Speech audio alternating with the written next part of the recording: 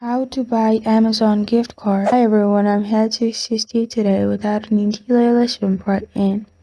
First, open Amazon on your device.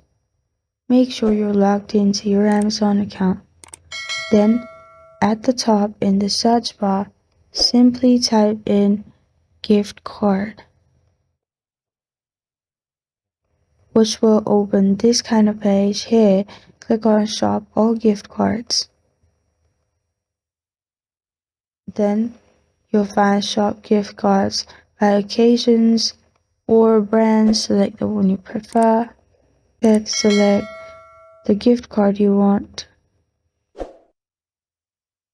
and you can directly buy it from here. But if you want to customize it, what you can also do is simply click on eGift card at the bottom. Here you'll find different options. Select the one you prefer,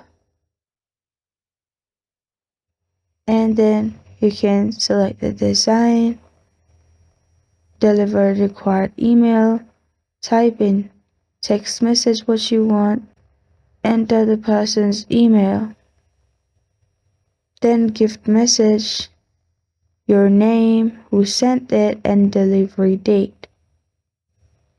Simply click on the calendar icon and select the date. After you've done this, you can purchase it.